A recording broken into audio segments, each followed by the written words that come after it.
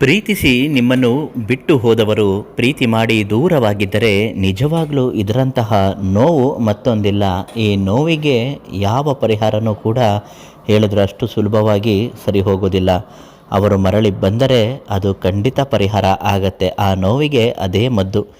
ಇದರಿಂದ ಪ್ರೀತಿಸಿದವರು ಮತ್ತೆ ಮರಳಿ ನಿಮ್ಮ ಜೀವನದಲ್ಲಿ ಬರಲು ಯಾವ ಪೂಜೆ ಮಾಡಬೇಕು ಮತ್ತು ಅವರ ಮನ ಒಲಿಸಲು ಏನನ್ನು ಮಾಡಬೇಕು ಇವತ್ತಿನ ಮಾಹಿತಿಯಲ್ಲಿ ನಿಮಗೆ ಸಂಪೂರ್ಣವಾಗಿ ತಿಳಿಸಿಕೊಡ್ತೀನಿ. ಅದೃಷ್ಟಧಾರೆ ಫೇಸ್ಬುಕ್ ಪೇಜನ್ನು ನೀವು ಮೊದಲು ಫಾಲೋ ಮಾಡಿ.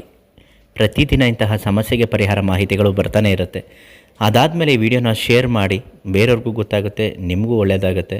ಹಾಗೂ ಮತ್ತೆ ಈ ವಿಡಿಯೋನ ನೋಡೋದಕ್ಕೆ ಬೇಕಾಗುತ್ತೆ. ನಿಮ್ಮ ಕಷ್ಟದ ಸಮಸ್ಯೆಗಳು ಹೇಳ್ಕೊಳ್ಬೇಕು ಅಂತ ಇರ್ತೀರ, ಆದರೆ ಯಾರಿಗೆ ಹೇಳ್ಕೊಳ್ಬೇಕು ಅಂತಲೇ ಗೊತ್ತಾಗೋದಿಲ್ಲ. ಚಿಂತೆನೇ ಮಾಡಬೇಡಿ. ನಿಮಗೇನಾದರೂ ಇಂತಹ ಸಮಸ್ಯೆ ಇದ್ದಾಗ ಪಂಡಿತರು ಯಶವಂತರಾವ್ ಗುರುಗಳು ಅವರಿಗೊಂದು ಕರೆ ಮಾಡಿ. ಅವರೇ ಇದಕ್ಕೆ ರಾಮಬಾಣ. ಬಿಟ್ಟು ಹೋದವರನ್ನು ಮರಳಿ ಎಷ್ಟೋ ಜನರಿಗೆ ಎಲ್ಲರಿಗೂ ಸೇರಿಸ್ಕೊಟ್ಟಿದ್ದಾರೆ. ನಿಮ್ಮದು ಖಂಡಿತ ಹೀಗಾಗತ್ತೆ. ಮನಸ್ಸಿನಲ್ಲಿ ನೆಮ್ಮದಿಗೆ ಸಕಾರಾತ್ಮಕ ಶಕ್ತಿ ಹೆಚ್ಚಾಗಲು ಮತ್ತು ಸಂಬಂಧಗಳಲ್ಲಿರುವ ಅಡೆತಡೆಗಳು ನಿವಾರಣೆಯಾಗಲು ಕೆಲವು ಸಾತ್ವಿಕ ಪೂಜೆ ಹಾಗೂ ಪರಿಹಾರಗಳನ್ನು ಮಾಡಿಕೊಳ್ಬೇಕು. ಶಿವಪಾರ್ವತಿಯ ಪೂಜೆ ಅತ್ಯಂತ ಶ್ರೇಷ್ಠವಾದದ್ದು ಮತ್ತು ಆದರ್ಶ ದಂಪತಿಗಳೆಂದು ಕರೆಯಲಾಗುತ್ತದೆ. ಸಂಬಂಧಗಳಲ್ಲಿ ಪ್ರೀತಿ ಮತ್ತು ಸಾಮರಸ್ಯ ಹೆಚ್ಚಾಗಲು ಅವರ ಆರಾಧನೆ ಶ್ರೇಷ್ಠ. ಏನು ಮಾಡಬೇಕು ಗುರುಗಳೇ ಅಂದರೆ, ಸೋಮವಾರದ ದಿನ ಶಿವನ ದೇವಸ್ಥಾನಕ್ಕೆ ನೀವು ಹೋಗಬೇಕು. ಶಿವಪಾರ್ವತಿಗೆ ಅರ್ಚನೆ ಮಾಡಿಸಿ ಮನಸ್ಸಲ್ಲಿರುವ ಗೊಂದಲಗಳು ನಿವಾರಣೆಯಾಗಿ ಒಳ್ಳೆಯದಾಗಲಿ ಎಂದು ಪ್ರಾರ್ಥನೆ ಮೊದಲು ಮಾಡಬೇಕು.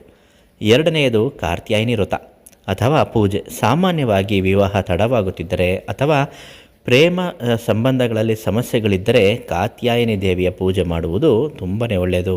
ಇದೆಲ್ಲದಕ್ಕಿಂತ ಮಿಗಿಲಾಗಿ ಒಂದು ಸಂವಹನ ಅಂದರೆ, ಸಾಧ್ಯವಾದರೆ ಇಬ್ಬರ ನಡುವೆ ಭಿನ್ನಾಭಿಪ್ರಾಯಗಳು ಏನು ಇದ್ದವು ಎಂಬುದು ಮುಕ್ತವಾಗಿ ಮಾತನಾಡಿ ಬಗೆಹರಿಸಿಕೊಳ್ಳಿ. ಬಲವಂತ ಯಾವುದೇ ಕಾರಣಕ್ಕೂ ಮಾಡೋಕ್ಕೋಗಬೇಡಿ. ಎಷ್ಟೋ ಬಾರಿ ಒಬ್ಬರ ಜೀವನದಿಂದ ದೂರವಾಗಿದ್ದಾರೆ ಅಂದರೆ ಕಾಲಕ್ರಮೇಣ ನಿಮಗೆ ಇದಕ್ಕಿಂತ ಮಿಗಿಲಾದದ್ದು ಉತ್ತಮವಾದದ್ದು ನಿಮಗಾಗಿ ಕಾದಿದೆ ಎಂದು ಅರ್ಥ ಆಗಿರಬೇಕಾಗುತ್ತದೆ.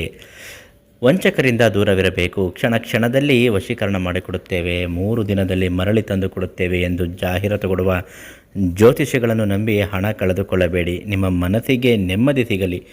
ಯಾವುದೇ ಒಂದು ದೀರ್ಘಕಾಲದ ಸಂತೋಷ ನೀಡುತ್ತದೆಯೋ ಅದೇ ನಿಮ್ಮ ಜೀವನದಲ್ಲಿ ಸಂಭವಿಸುತ್ತದೆ. ಹಾಗೂ ನಿಮ್ಮ ಸಮಸ್ಯೆಗಳು ಏನೇ ಇದ್ದರೂ, ಎಷ್ಟೇ ಕಠಿಣವಾಗಿದ್ದರೂ, ಇಂತಹ ಯಾವುದೇ ದುಃಖಕರ ವಿಷಯಗಳಿದ್ದರೂ ಸಂಪೂರ್ಣ ಪರಿಹಾರ ಮಾಡಿಕೊಳ್ಬೇಕು ಅನ್ನೋದಾದರೆ ಈ ತಕ್ಷಣ ನೀವು ಯಶವಂತರಾವ್ ಗುರುಗಳಿಗೆ ಕರೆ ಮಾಡಿ. ತುಂಬ ಒಳ್ಳೆಯದಾಗುತ್ತೆ.